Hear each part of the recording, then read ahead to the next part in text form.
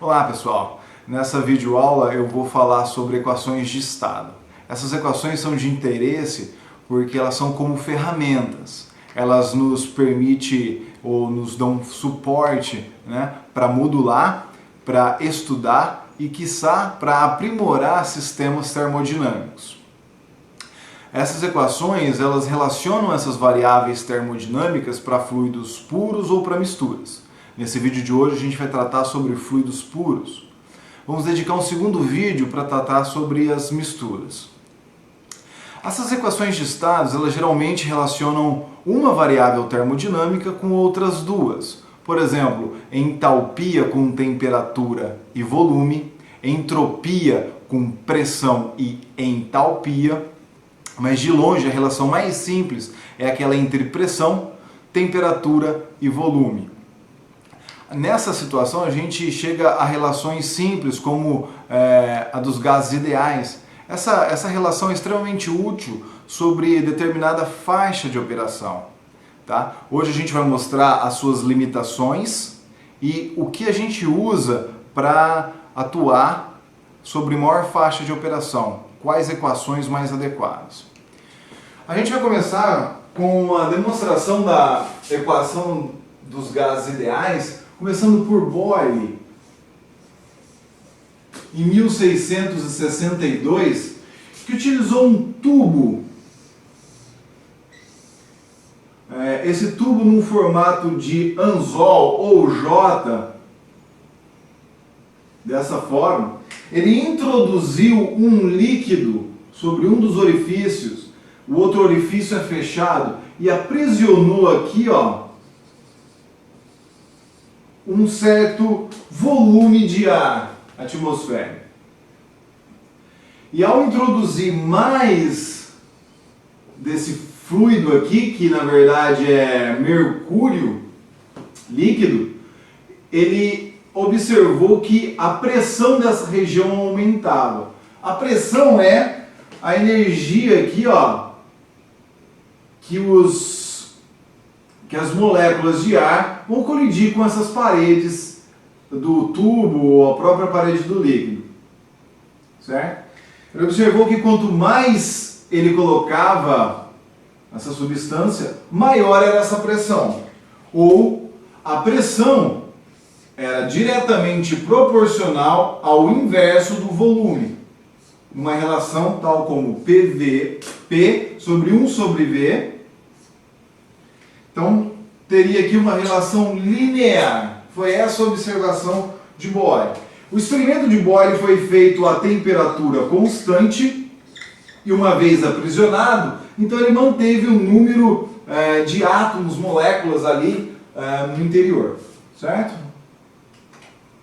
Uma outra forma de representar essa relação aqui de Boyle é como pressão e volume, certo? Então tem essas hipérboles quadráticas que representam curvas isotérmicas.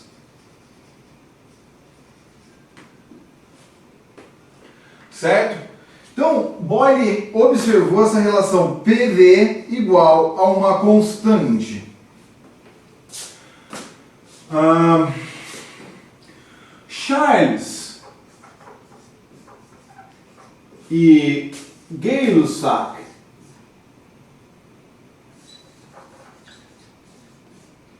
maravilhados com a nova tecnologia da sua época, os balões, e buscando melhores desenvolvimentos aqui, aprimoramentos dessa tecnologia, eles rodaram uma série de vários experimentos e observaram uma relação entre volume e temperatura para diferentes gases. Eles observaram uma relação linear, independente do tipo de gás. Uma relação proporcional entre volume e a temperatura. Outro fato interessante é que a extrapolação dessa curva levava a um ponto específico. tá? Menos 273,15 graus Celsius. Também definido depois como a temperatura de 0 Kelvin. Se você apresentar aqui a lei de Charles como volume e temperatura na escala Kelvin, você tem essa relação linear, tá? Essa extrapolação aqui, ela é hipotética porque você vai ter uma liquefação dos gases ou uma solidificação, porque a gente vai chegar aqui no zero absoluto. O importante aqui é mostrar que, mantendo a pressão constante e o número de moléculas constantes, partículas que eles tinham no seu gás, então eles chegaram nessa relação V igual, ou V sobre T igual a uma constante. Avogadro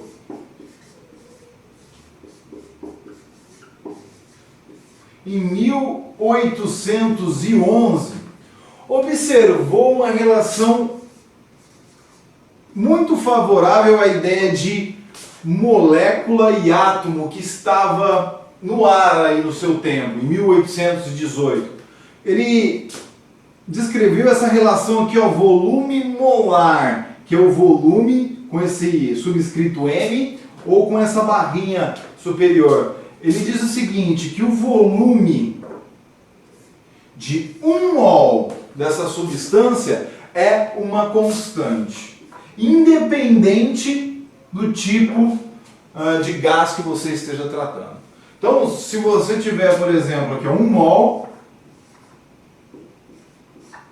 do recipiente, do seu gás, por exemplo, você vai ter 22,4 litros, a uma certa condição de temperatura e pressão.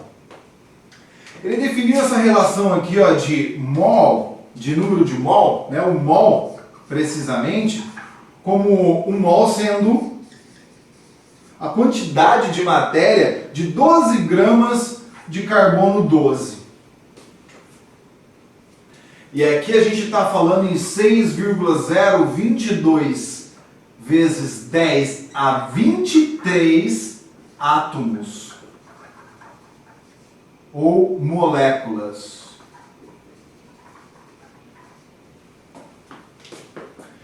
E Clapeyron, em 1834, logo depois, juntou todas essas informações e apresentou essa equação PV igual a um N, R, que é a junção das constantes, T. Essa equação se tornou a equação de estado dos gases ideais ou perfeitos. Ideal e perfeito eu já vou explicar por quê. Mas essa se fez uma relação muitíssimo importante. Essa constante R, ela assume alguns valores e unidades. Veja que R é igual a PV, o N passa dividindo e o T também. Esse aqui é o nosso volume molar de Avogadro, T em Kelvin. Então, o valor dessa constante vai depender aqui, nesse caso, do valor de pressão em atm, milímetros de Hg, Pascal, etc. E você pode encontrar esse valor de R em diversas tabelas. Dando continuidade, então, a questão que fica é, bem, essa equação funciona? Se ela funciona, para que situação ela funciona? Ela funciona para uma situação onde o limite da pressão é baixo, ele tende a zero. Por exemplo, numa situação de 1 atm, você tem as suas partículas dentro de um recipiente e ao pressurizar essa câmara, ou seja, reduzir a pressão, o volume agora dessas esferas, dessas moléculas que muitas vezes são moduladas como esfera, ou partículas moduladas como esferas, agora são consideráveis, tá? Aqui você tem, ó, por exemplo, 1 atm, e aqui você tem 100 atm, a pressão é muito maior.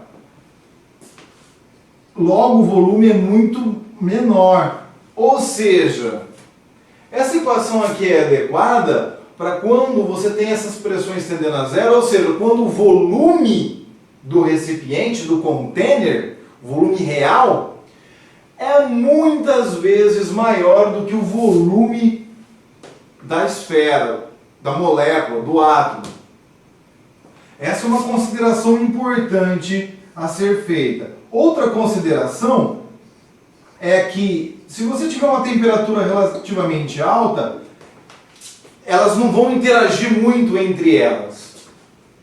Já se você tiver uma temperatura baixa, de 200 Kelvin, por exemplo, você vai começar a formar líquido, vapor, você vai começar a ter essa interação entre eles, tá? Aqui eu ainda estou tratando de pressão baixa, tá? Você vai ter a formação desse líquido e aí, então, essa lei aqui não é adequada mais. Essa lei foi observada, essa equação aqui foi observada em paralelo por Clausius em 1856, 22 anos depois. Aparentemente, Clapeyron e Clausius não conversavam e Clausius descreveu a teoria cinética dos gases. E essa equação também pode ser deduzida de lá. Bem, então vamos ver uma situação útil de aplicação da equação dos gases ideais.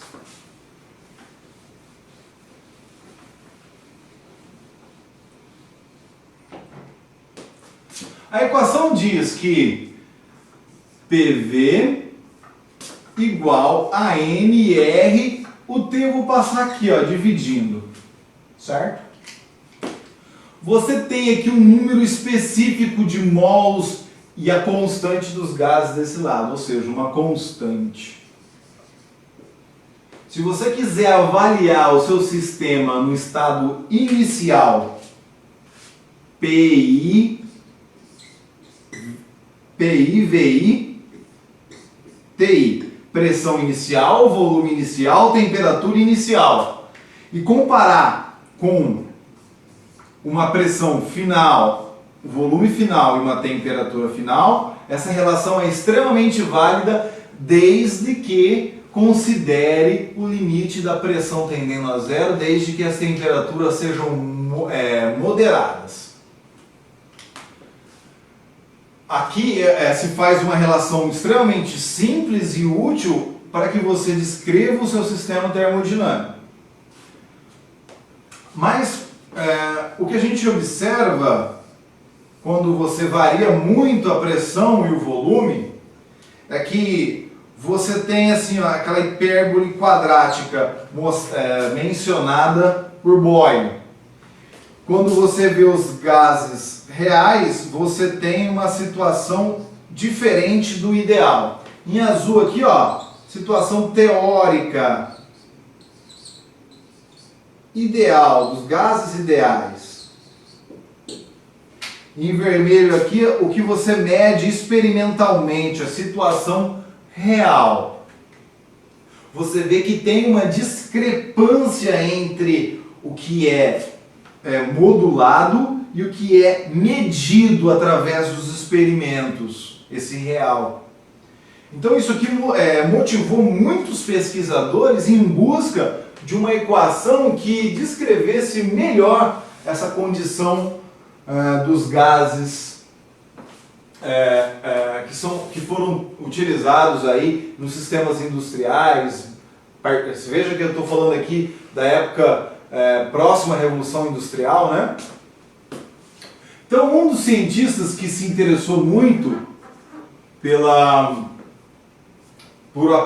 aprimoramento dessa equação de estado foi Van der Waals.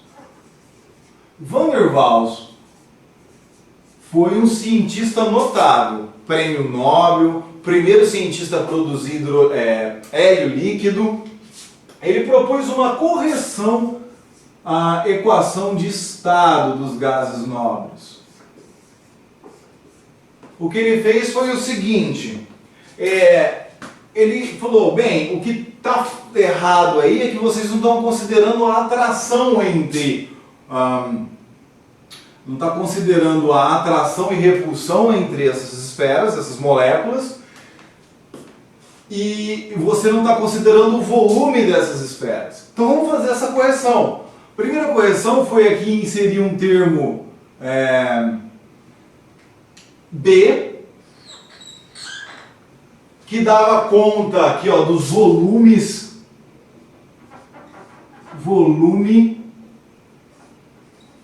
das moléculas como esferas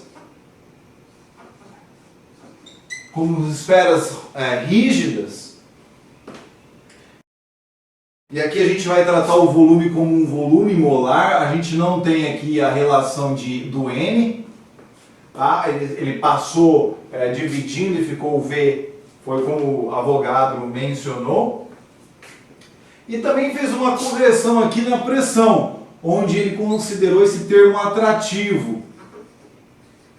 Então fez uma correção aplicando esse termo A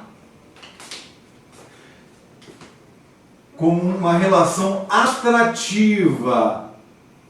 E por atração, como a gente modula então essas esferas colidindo com a parede do recipiente produzindo pressão, quando você passa a ter a interação entre elas, forças eletrostáticas, forças de Coulomb, de atração e repulsão, você tem um amortecimento dessa pressão. Então esse aqui é um fator de amortecimento. A grande beleza dessa descrição de Van der Waals, só para completar aqui, ó, esse aqui foi chamado de termo de repulsão, é que esses dois termos aqui, eles podem ser simplesmente relacionados com variáveis termodinâmicas macroscópicas do fluido. Por exemplo, o B é a constante dos gases, o Tc, que é a temperatura crítica, dividido por 8Pc, onde Tc é a temperatura crítica na qual não adianta mais eu apertar que eu não vou conseguir liquefazer o meu gás. Eu vou mostrar num vídeo separado, no próximo vídeo, esse equilíbrio de fases, como se dão esses diagramas de fases, e aí vou explicar em detalhes Pc e Tc. O A, ele vale 27 sobre 64, R ao quadrado, Tc ao quadrado e Pc ao quadrado.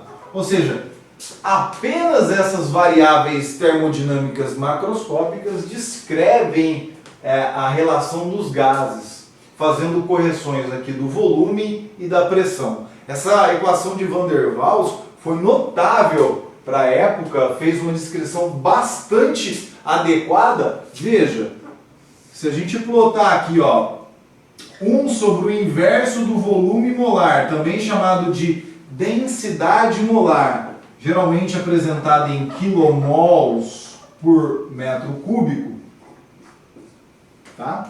E aqui a gente vai apresentar em relação à pressão. Segundo Boyle, o que era observado era essa relação linear. E o experimental mostrava isso, ó. Van der Waals mostrou que não era nem que a sua relação podia descrever muito bem em certas regiões.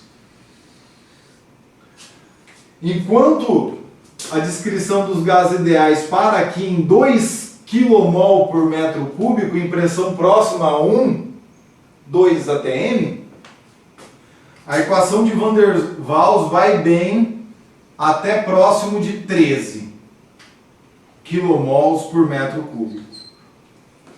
Então foi realmente um grande feito de Van der Waals para a época, mas mesmo assim ainda havia imprecisões, não havia uma descrição perfeita, principalmente quando você analisava a relação do ρ, da densidade, tá, por temperatura. Quando analisava experimentalmente, o que a gente observava era uma relação tal como essa, e Van der Waals sofria muito, a relação de Van der Waals sofria muito para fazer essa descrição. Então o que a gente conclui daqui é que, apesar de fazer correções e transformar essa equação dos gases ideais numa equação um pouco mais complexa, mas que a gente dá conta de, faz sentido físico, a gente dá conta de resolver, ela ainda deixa a desejar, mostrando que talvez até seja impossível você ter uma equação perfeita, simples, né, que descreva adequadamente. O que você pode fazer é adicionar termos na sua equação, aumentar a complexidade dela e aí buscar um ajuste mais adequado. E é isso que faz outras equações, como a equação do virial. Vamos apresentá-la.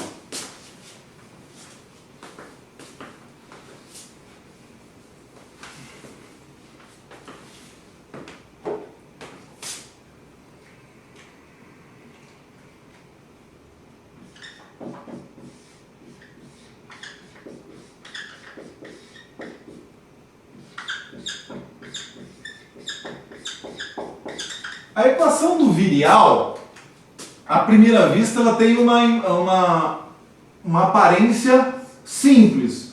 PV igual a nRT, ajustada por esse fator chamado Z, que é o fator de compressibilidade.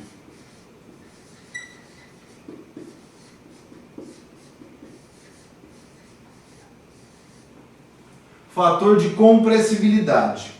Ele é definido por Z igual a V real, volume do container, dividido por V ideal. Esse V ideal é o V que você tem da equação dos gases ideais. O V é igual a nRT sobre P. PV igual a nRT.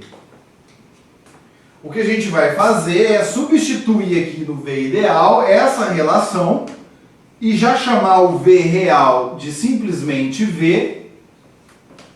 Então temos V dividido por nRTP. Então essa é a relação do virial. Matematicamente, o que se pode fazer é mostrar que a equação dos gases ideais pode ser uma expansão de série de potência de 1 sobre Vm, onde Vm é o volume molar. E é o que a gente vai fazer. A gente vai aplicar aqui PVM sobre RT é igual ao Z, que é igual a essa expansão de série de Taylor. 1 mais B sobre Vm mais C sobre Vm ao quadrado mais D sobre Vm ao cubo, etc. B, C e D são coeficientes do viral. Esse é o segundo coeficiente do viral, esse é o terceiro e esse é o quarto. Na realidade, esses termos aqui se mostram muito pequenos e contribuem muito pouco. E por simplicidade, o que nos interessa é realmente esse termo B, o segundo coeficiente. E ele é uma relação da temperatura. Se plotarmos o BT em função de T, então temos esse tipo de relação. O que a gente vai fazer agora é misturar essa equação aqui com a do Van der Waals, determinar esse termo B e mostrar os valores de Z para os gases reais. E vamos ver que aqui a gente vai ter uma descrição muito mais próxima do que você teria com a equação de Van der Waals e até mesmo com a equação, claro, certamente dos gases ideais. Vamos lá então. O que a gente tem que fazer é transformar a equação de Van der Waals numa relação como essa aqui, PV sobre RT, para que a gente encontre o Z. Então o Van der Waals, a equação dele é P mais A sobre Vm ao quadrado, multiplicado por Vm menos B, igual a RT. Foi essa a expressão que a gente apresentou. Para ela se transformar numa relação como essa, o que a gente tem que fazer é, primeiro, multiplicá-la por 1 sobre Vm menos B, dos dois lados, né? Se a gente fizer esse truque matemático, que é multiplicar pelos dois lados, a gente não muda a expressão. Então fica P mais A sobre Vm ao quadrado igual a RT Vm menos B. Você pode dizer que você passa o Vm dividindo aqui. Então o que a gente vai fazer agora então, é subtrair dos dois lados da expressão o termo A sobre Vm ao quadrado. E ficaremos com P igual a RT Vm menos B menos Vm ao quadrado. Vamos multiplicar toda a expressão, os dois lados, por 1 sobre RT e vamos ficar com P sobre RT igual a 1 Vm menos B menos a Vm ao quadrado RT. Agora vamos colocar esse Vn em evidência e ficaremos com P, uma separação aqui, P R sobre T igual a 1 Vm em evidência. Vou colocá-lo em evidência porque eu vou depois multiplicar os dois lados por Vm. Com Vm, 1 menos B sobre Vm menos A Vm VmRT. Então agora eu vou multiplicar por Vm os dois lados da expressão. Então vamos ficar com P Vm sobre RT, que é o que a gente queria. E aqui temos 1 sobre 1 menos B Vm menos A Vm RT. E esse termo aqui é o nosso Z. Certo? Esse é o nosso termo Z. Então eu vou colocá-lo aqui ao lado, ó, essa relação, para que a gente guarde e tenha mais espaço na lousa e já apague. Então vai ficar PVM sobre RT igual ao Z, que é igual a 1 menos, 1 sobre 1 menos B sobre VM menos A VM sobre RT. Essa relação é complexa. Como é que a gente vai resolver o Z? A gente não consegue simplesmente olhar e já encontrar o valor do BT, que é o que nos interessa, que é o coeficiente que nos interessa. A gente não consegue, né?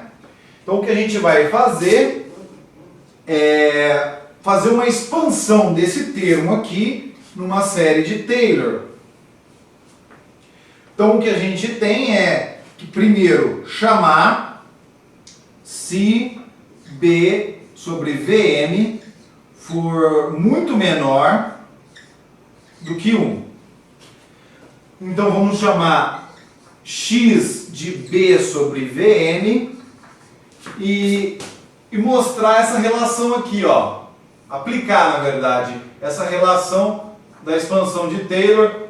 1 sobre 1 menos x é 1 mais x ao quadrado mais x ao cubo e assim por diante.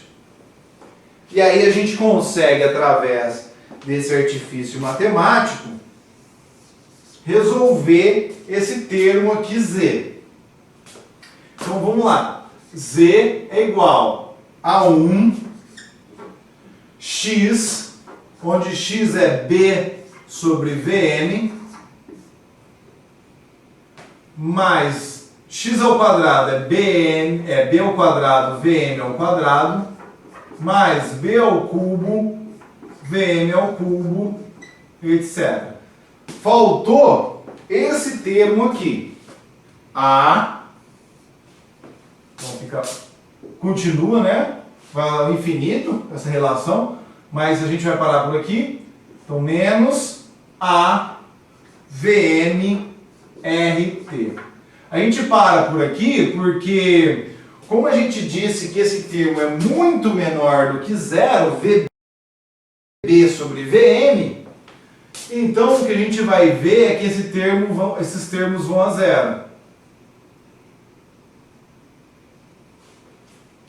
E o que nos sobra aqui é essa relação de VM, e a gente vai agrupar os itens aí que estão com VM dividido, que vai ser o nosso B. Então, o Z vai ficar igual a 1 mais 1 sobre VM. Então, nós temos B menos A sobre RT. Essa é a relação que a gente queria mostrar. E veja que esses outros termos aqui, ó, o B quadrado vai ser o terceiro coeficiente, o B ao cubo o quarto coeficiente. Então, se no seu problema específico você precisa desses termos, então você pode recorrer ao valor de B, que é RTC sobre 8PC, e calcular aqui, então, esses coeficientes, para o ajuste ficar mais adequado do seu experimento. Então, a gente tem essa relação aqui. Então, você pode ver que o B, que é esse termo, é uma função de t. Então, se t for grande ou alta, o que vai acontecer com esse termo aqui, AR sobre t? T é grande, esse termo aqui, você tem um número e divide por um número gigante, isso tende a zero. Se esse número for cada vez maior, isso aqui cada vez vai se aproximando mais de zero. O que sobra então é Z1 mais B sobre Vn. E B só depende de constantes positivas, logo Z vai ser maior do que 1.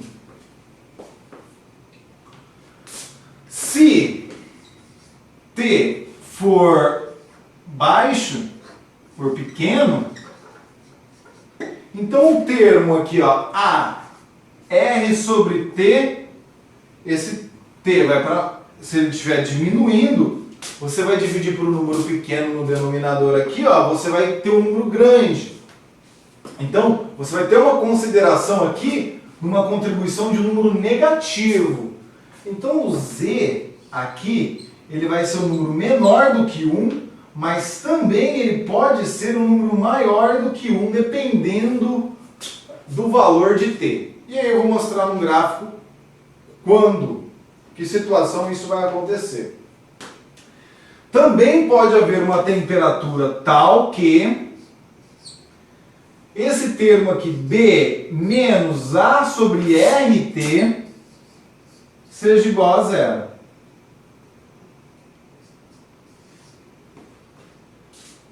Se isso acontecer, esse termo desaparece e o Z fica igual a 1.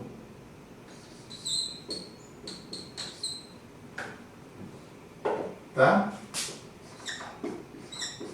Então o Z aqui, ó, vai ficar igual a 1 nessa situação. E essa temperatura aqui é especial. É o TB, a temperatura de Boyle. E ela vale... Passa esse termo para o outro lado, ela vai ser igual a A sobre RB. Ela é chamada de temperatura de Boyle, porque nessa situação aqui, onde o Z é igual a 1, se esse termo é igual a 1, PV igual a nRT, então logo a gente tem a descrição, né, dos gases reais se comportando tal como um gás ideal. Onde acontece isso? Nessa temperatura específica. Então o que a gente vai fazer agora é apresentar essas equações da relação de Z.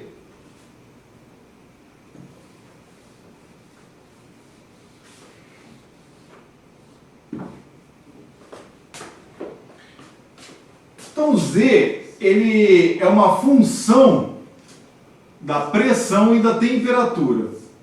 Você viu que ele é uma função da pressão, certo? Só que da temperatura. Só que a temperatura é proporcional à pressão. Então, dá na mesma. Se a gente assumir que a temperatura é constante, então o Z, em função da pressão,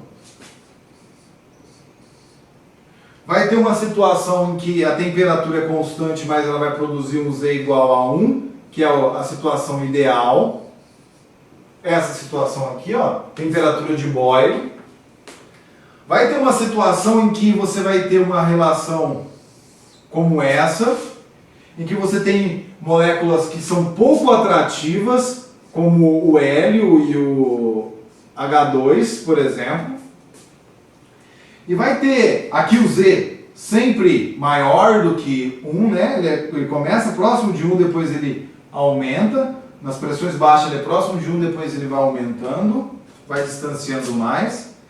E você tem a situação onde você tem uma variação negativa, ou seja, uma variação que o Z fica menor do que 1 e depois ele aumenta, tendo uma variação maior do que 1. Tal como a gente observa aqui. Aqui é o caso da amônia ou do metano, que são moléculas polares, que têm dipolos. Então elas se atraem umas às outras. Essa atração é mais forte. Então isso aqui é o primeiro cenário, que é o que a gente mostrou aqui. Agora, se a gente aumentar a temperatura, uma relação interessante acontece. Então, seja que eu Z, vou trazer mais aqui, o Z em função de P e Z em função de P. Em cada um desses gráficos, a temperatura ainda é constante. Só que agora eu tenho uma temperatura T4, perdão, isso, T4, uma temperatura T3, uma temperatura T2 e uma temperatura T1. Veja que quanto mais eu aumento a temperatura 1 é maior que a temperatura 2, que é maior que a temperatura 3, que é maior que a temperatura 4. A temperatura 4 aqui a gente está falando de 100 Kelvin. E a temperatura 1 a gente está falando de 400 Kelvin. Por exemplo, para um gás como o hélio e o hidrogênio. Então, quanto maior essa temperatura, mais ele se aproxima de um gás real. O gás real mais se aproxima de um gás ideal. E aqui ó, é quando Z igual a 1 é o caso do gás ideal. A mesma coisa acontece, então, para o caso da amônia. A temperatura aqui T4. Vamos colocar na cor que a gente colocou anterior. Então, T4. Depois T3 aumentando. T2 aumentando mais ainda. E T1 sendo a temperatura máxima aí, aproximando cada vez mais o Z de 1. Isso aqui é o Z. Então, o que foi mostrado hoje, pelo menos foi tentado, a intenção, era mostrar que não existe uma equação perfeita para os gases, que descreva o seu sistema de gases. Existe um modelo mais próximo que, quando você vai incorporando variáveis, você vai buscando uma descrição melhor. Só que, às vezes, a complexidade matemática vai crescendo, crescendo, crescendo. Então, você tem que sempre ter um compromisso entre a descrição e o esforço matemático. E ainda é importante que você sempre valide essa equação que você está usando para o experimental. Será que essa equação descreve direitinho o experimental que eu estou observando? Então, essa que é a dica preciosa da aula de hoje. Eu espero que vocês tenham gostado. Muito obrigado pela atenção. Até a próxima.